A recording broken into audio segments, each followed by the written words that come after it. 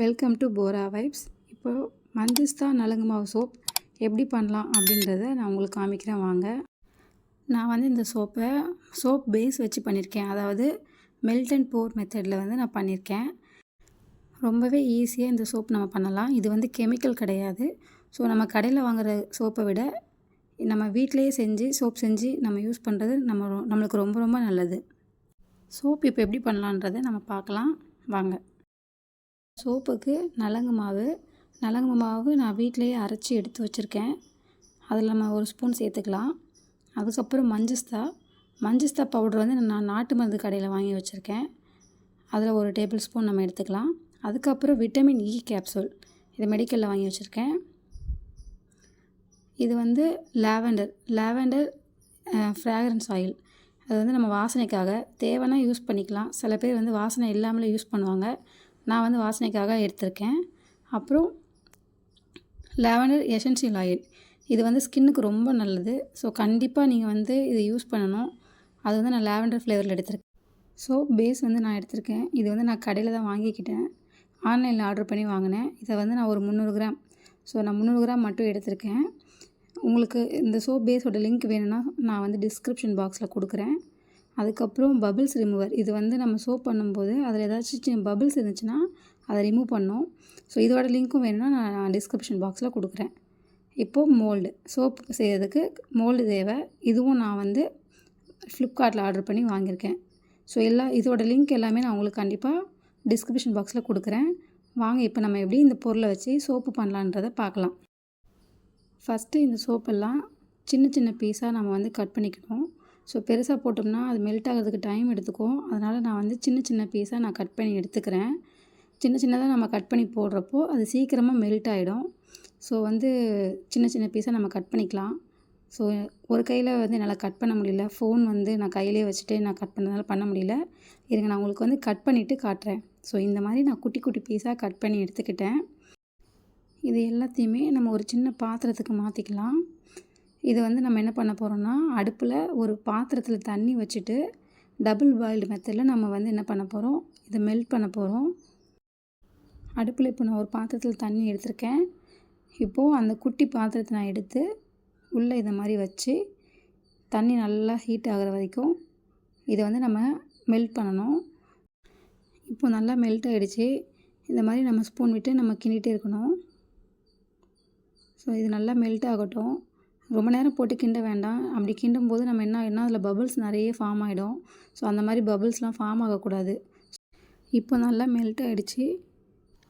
இது ஹீட்டாக இருக்கும்போதே 1 டேபிள் ஸ்பூன் நலங்கு மாவு ஆட் பண்ணுறேன். அப்புறம் மஞ்சஸ்தா பவுடர், நம்ம நாட்டு மருந்து கடையில் வாங்கின மஞ்சஸ்தா பவுடர் இருக்குல்ல, இப்போ இதில் 1 ஸ்பூன் அதையும் நான் ஆட் பண்ணுறேன். இப்போ இதை நல்லா கிண்டி விடுங்க.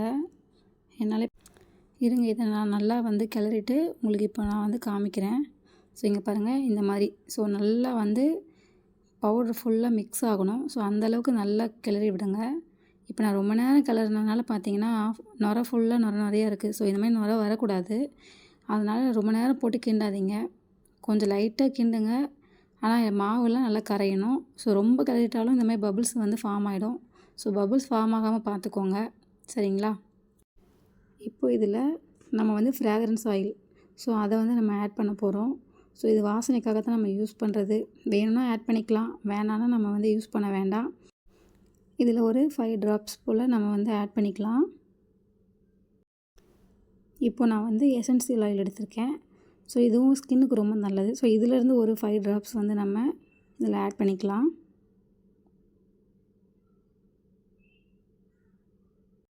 விட்டமின் இ கேப்சூல் இதை ஆட் பண்ணுறேன். இப்போ நல்லா மிக்ஸ் பண்ணி விடுங்க. ஸோ எல்லாமே இந்த ஆயிலெலாம் நல்லா வந்து பேஸோடு நல்லா மிக்ஸ் ஆகணும். ஸோ மிக்ஸ் பண்ணிவிட்டு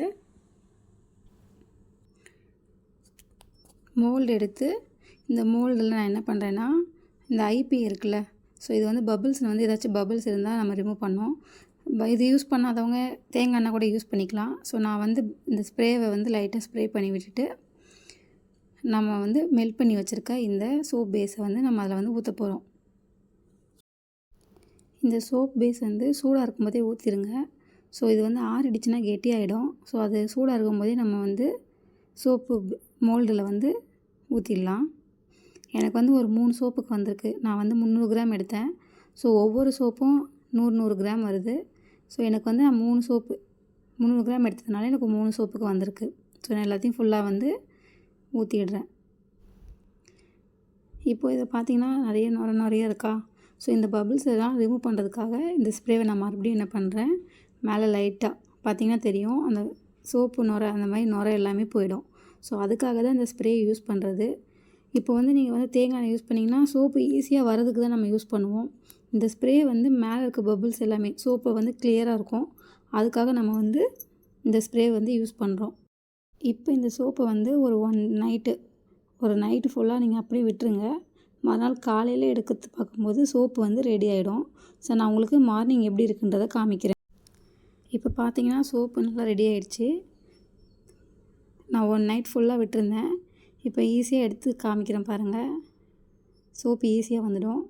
ஸோ நம்மளோட மஞ்சஸ்தா நலங்கு மாவு சோப்பு வந்து ரெடி.